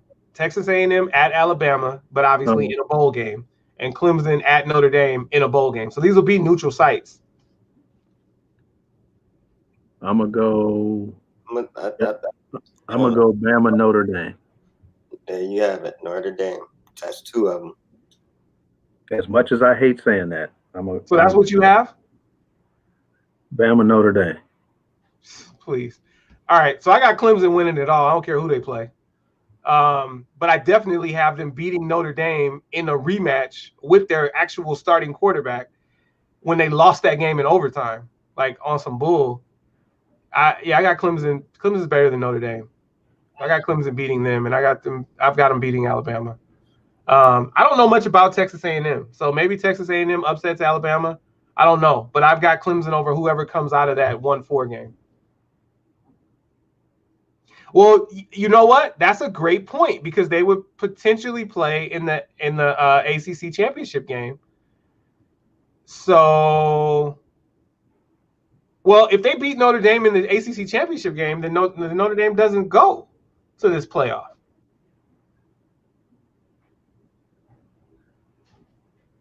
Well, maybe they do because maybe they keep them higher than Florida. This is interesting. Woo! Yeah. Yep. So, bam. If you can't get on board with Jim McElroy the 4th and Anthony Eric Carter Jr. Not the second because I'm junior. If you can't get on board with that, then go somewhere. We got Clemson over Alabama. Bam. All right. Again. Again. Yeah, I hear you. It was crap because Trevor Lawrence wasn't there, and it matters for Clemson. I know Rodney is thinking about the days of way back, and I hate Notre Dame. Yeah, but I'm not talking about that. Like I got sick of the whole what's Bubba's name from LSU? I can't even remember that dude's name right now. Jim Burrow. I got sick of that. I'll take Trevor Lawrence and whomever else over all that Joe Burrow talk from last year. That was disgusting, and it continued into the NFL. I don't want to hear about a Joe Burrow, greatest quarterback, greatest season in the history of the NCAA. Really? I want to hear it. Moving on. So I won't just speak just about him because I feel like they do it on whoever they love that particular moment. And they ride Trevor Lawrence just as much. And I mean, I'm with you on the Joe Burrow talk because I hated it too. I wasn't a believer. Hold on. But okay, so devil's advocate, I disagree because Trevor Lawrence actually has a body of work. Trevor Lawrence has 2 rings, first of all. Second of all, they've never said Trevor Lawrence has had the best season in the history of NCAA college football. No, I'm not saying they talk about the same way word for word. Well, that's what was disgusting. I'm saying when the media gets on somebody and jumps on them as their favorite, they just ride them to death like no one else matters. Yeah. So for me, that was Joe Burrow, that was Tim Tebow, and that was what's the other guy? Mizell. Yeah, definitely. Those 3. I haven't had a problem. Yeah, they love sunshine. I haven't had the same kind of problem. Let's just say that. The same kind of problem. Hey, you know what I miss? I miss QB1, the show that highlights quarterbacks that are in high school. They actually had Jalen Hurts on the show and a bunch of other quarterbacks. Who's the Oklahoma quarterback right now? He was on there. Jalen Hurts was on there. A couple other ones. Like they had 3 seasons of it, and I think they didn't do it last year because I don't know why they didn't do it last year, because it would have been football season. So maybe they did do it. I don't know, but I miss it. Yeah, Rattler. Bam. That show is really good. It's really good. QB1. And it's executive produced by the cat. I can't remember his name, but the cat that is an actor that was the producer of Friday Night Lights. Yeah, Justin Fields for Ohio State. Shout out. All right. So Rodney and Trey went the easy route and chose Alabama to beat Notre Dame in the championship. We're taking number 3 Clemson over number 1 Alabama. And ultimately, it'll probably be number 2 Clemson, because they're going to beat Notre Dame in the ACC championship game. But whatever, we got them over Alabama. That's Mac and I. I have the Lake. I guess we all have the Lakers. And then in the East, you guys both have the Celtics. I have Milwaukee. Mac has Milwaukee. In baseball, Rodney, what do your Nationals do this year? Dodgers. So now, let's be clear. So now you believe in the pitching staff, Rodney? Well, I think they'll get better. Yes, I do. Well, they'll obviously get better. They have a and they championship.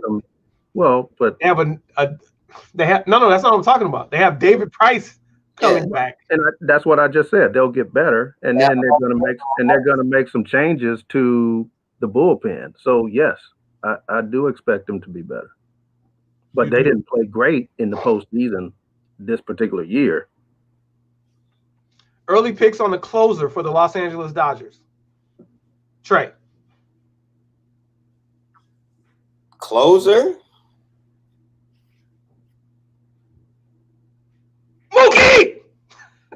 Just kidding. We're not going to let Mookie close. What do you guys have? Trina. Oh, really? Okay. Oh, really? Why you say that? They like him. A lot.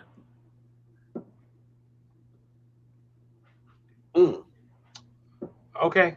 Yeah. All right, Trey, who you got? Yeah, that's it.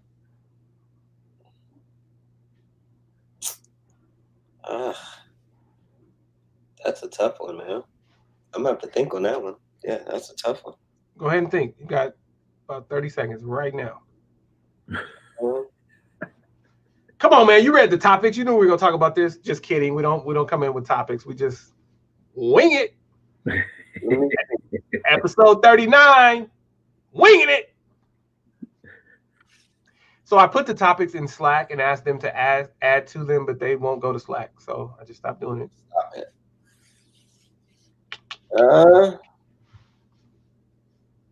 I don't know, man. Closing pitching for the Dodgers.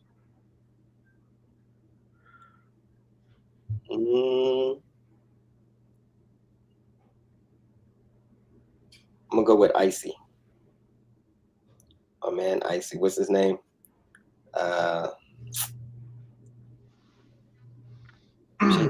Slipped my mind. Icy. The one chain came off in the World Series. What's his name? AC. What are you talking about?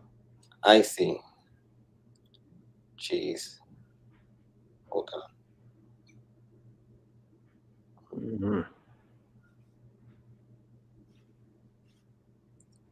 Who the hell is Icy? That's what we were nicknamed calling him. Now I don't forgot his real name. I don't have a clue. Hold on.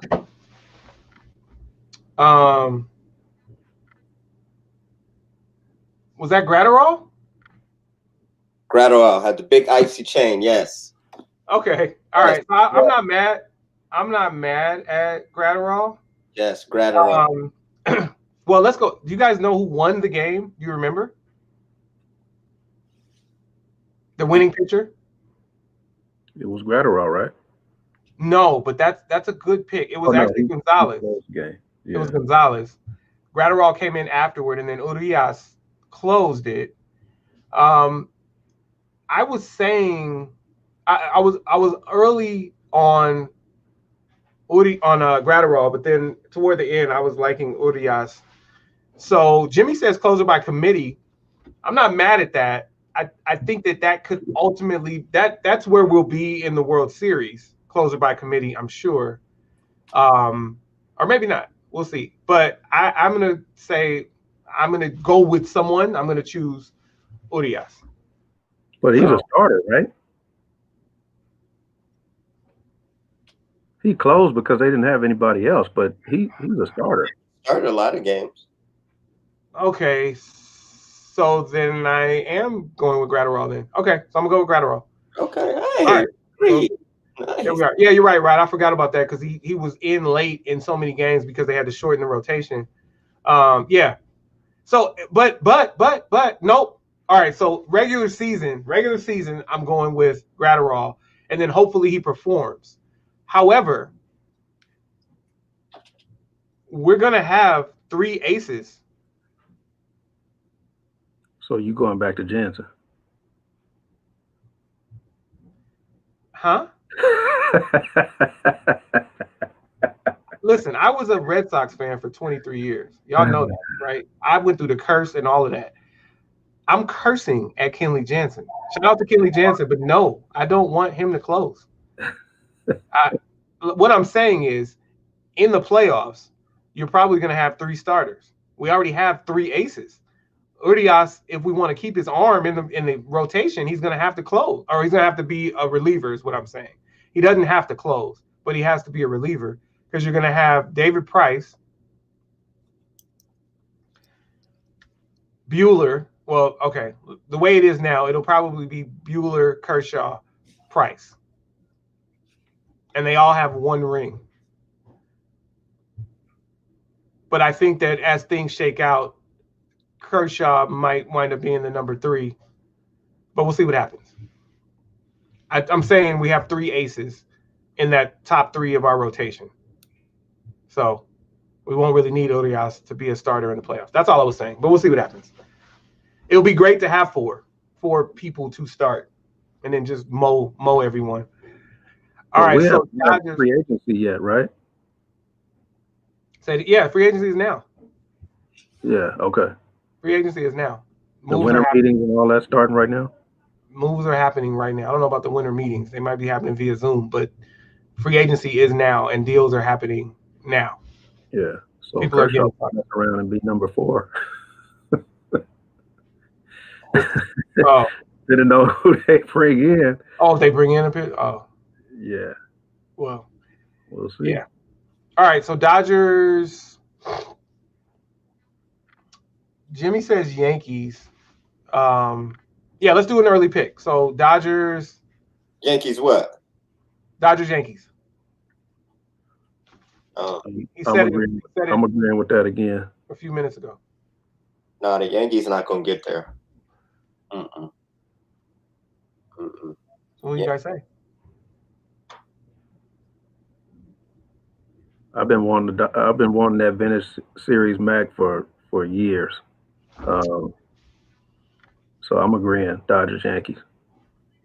Well, listen, I just want to remind everyone that I hated the Yankees for 23 years, and then in 2020 I stopped caring about them altogether. So I'm not mad at that, but on behalf of lifelong Dodger fans, I want revenge against the Astros, and I want Dusty Baker to do well. So I'm going to go Astros. Falling to the Dodgers in 2021. Bam. Good pick. Yeah. All right. So Trey, you say? I said Astros. You say Astros. Oh, boom. All right. It's obvious. Mookie Betts, MVP, National League. That's my pick. I won't even give you guys a chance to pick against that. But who do you say in the AL?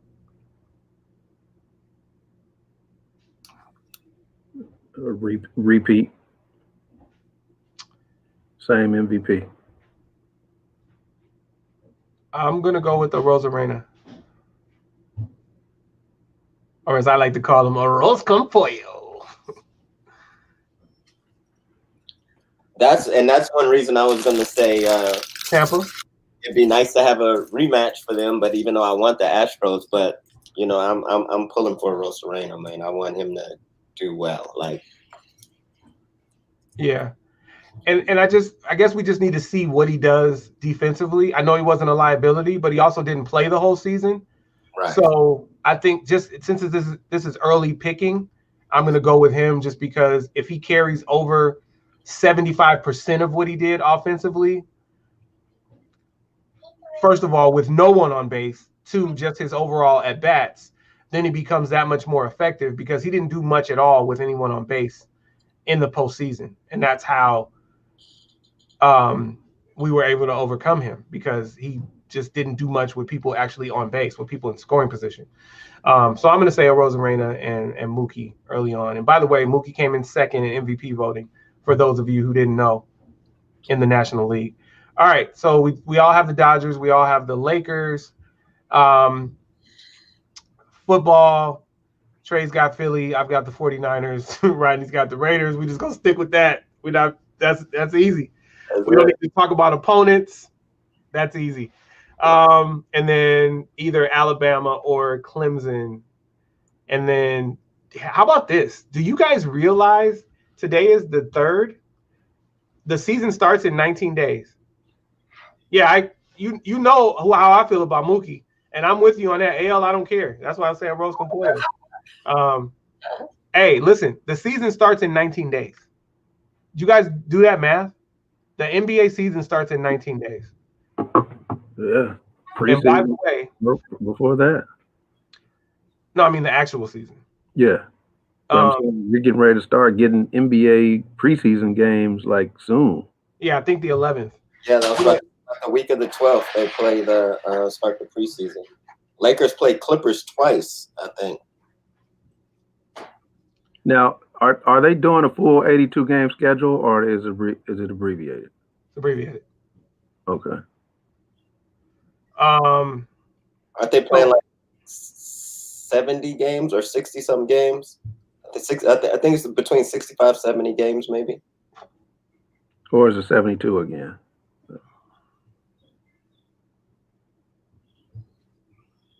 I need y'all to come prepared. No, just kidding. So 72 games. Bam. 2 games. Okay. Thanks for coming prepared, Mac. So on the 22nd, on opening day, the Lakers are in action. And hey, AC, tail in. Oh man, what's up, AC? We about to close out, bro. So NBA scoreboard. I'm not talking to you, Siri. Which one? Siri, stop. Hey, Siri. No problem. I won't. Hey, Rodney, we got a kick out of something. We got new TVs for the room and our living room, and the one in the room, Flex. The one in the room has an Android TV operating system. So I was like, boy, Rodney is gonna love this. That shit popped up and said Android, and Brianna was like, "Are you gonna tell Rodney?" And I was like, "Yeah, just a TV operating system. It's not a stupid phone."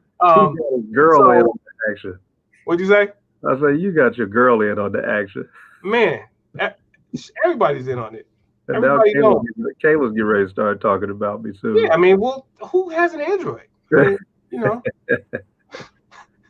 I mean, I know some of y'all do, but you know. So here's opening day.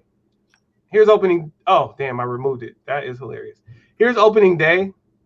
We have the Warriors at the Nets and the Clippers at the Lakers. And I know that they were thinking Warriors at Nets. Ooh, wow, they're playing KD. Ooh, wow, a rematch against many Kyrie Irving situations. But man, Clay is out again. That sucks, man. Yeah, that hurts the whole. Sucks. because I would have loved to see him guard KD to see what that looked like. Yeah. So that's opening day. Those are the only two games. The Warriors will be back. The Nets will be back. I guess out of this, we don't know. Will the Clippers be back? We'll see. And then here's Christmas Day. There are 6 games, I believe. Dallas. So I don't know how the Clippers made that list. Well, they at least have to travel to Denver. So we have Dallas at the Lakers, the Nets at the Celtics, the Warriors at the Bucks, the Pelicans at the Heat. That'll be a nice little day. By the way, this is Christmas Day. I get my boot off on. Just pick up 3 TVs. I get my walking boot off on Christmas Eve. So on Christmas Day, I can sit around and watch these games with my surgical shoe on and my ankle brace, God willing. Nice. All right. So, and it wasn't a flex, Trey. It was just time. I had TVs that needed to go, and we wanted 4K so that we could watch. It's okay. Sports in 4K.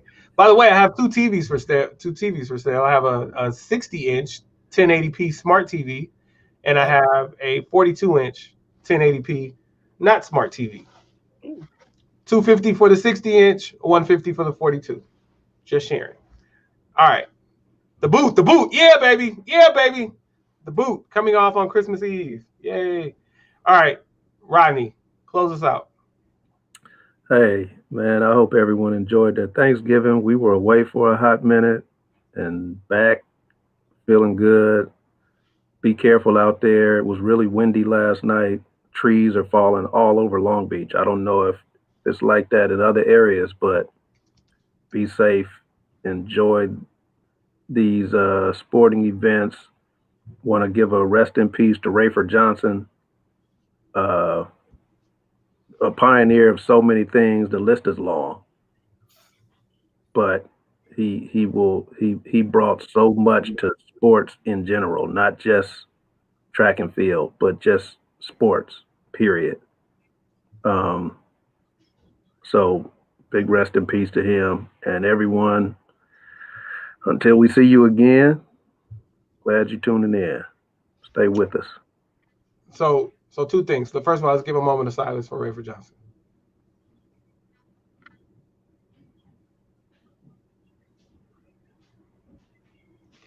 All right, go Bruins. And then secondly, Rodney, the falling trees, assuming no one got hurt, does that remind you of when you guys packed up the ark and then the flood was knocking over trees? When you and Noah escaped? Okay. Yeah. Man, myth, legend, Bruin. That's right, AC. Rest in peace, Olympic GOAT, Rayford Johnson, man, myth, legend. Trey, close out. Everybody be safe out there, man.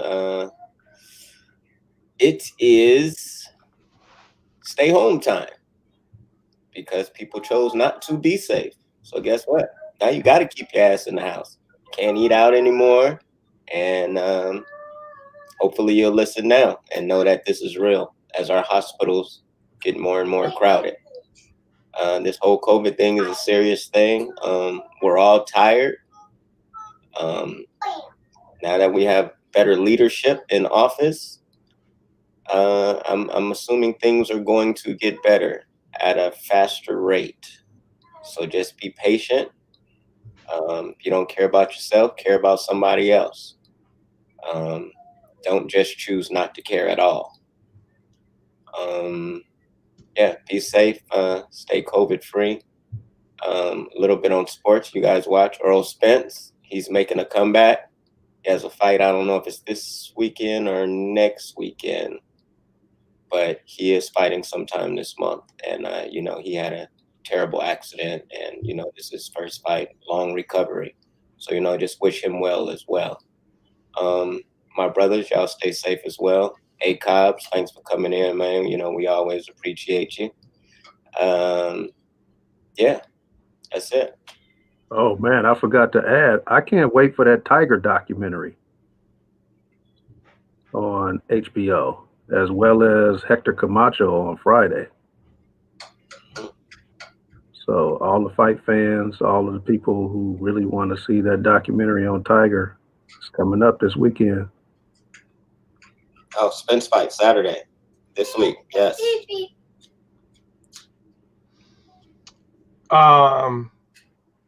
Wow. Thank you, Trey. Thank you, Rod. So Cobb's b-ball courts got shut down. They put barbed wire up. I guess they got sick of Rodney tagging. They got sick of having to rinse that spray paint off. That's Rodney, you too old for that, man. Stop. Hey man, you guys got to stop playing that Jesus Shuttlesworth basketball in the pen like that. And just for clarity, Rodney is the one that planted all those trees that are falling down. He planted them back in AD 1. So listen. Cobbs always comes on. Mac just came on. We'd love to have you both on. Like, come on next Thursday. Come on the show, and we'll just go 5 deep. We'd love to have you. Mac has his own podcast. Cobbs has his own podcast, and then they have one together. It's awesome. It's amazing. I would love for them to join us because, we're very welcoming. We love to have people join us. Shout out to Jay Moore, TreVon Moore, traveling. He's going to go see UCLA, go hang out with Herm Edwards, and then he's also going to watch the Rams game. I don't think he's still going to be there for the 49ers game on Monday. But that being said, listen, it's all real, even if you believe it's not. People are really dying, and it's really, really sad.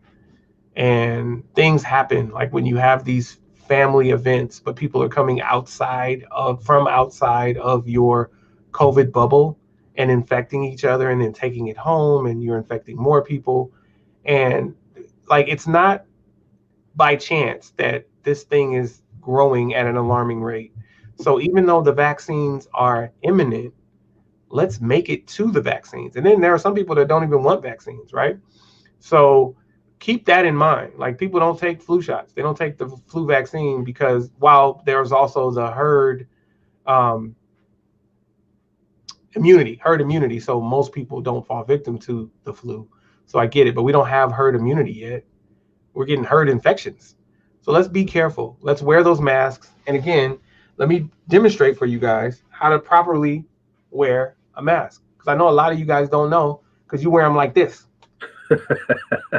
This is stupid. Okay? That's not helping anything. First of all, it's very close to your mouth coming out of there. And second of all, you can catch things through your nose and also spread things through your nose. So please wear your mask like this. And it doesn't matter what color your mask is. Here, let me help you. Let me demonstrate. That's a black mask. Here's a white mask. Same thing. Cover up your nose. Boom. Here's another black mask. Different kind, different material. Same thing.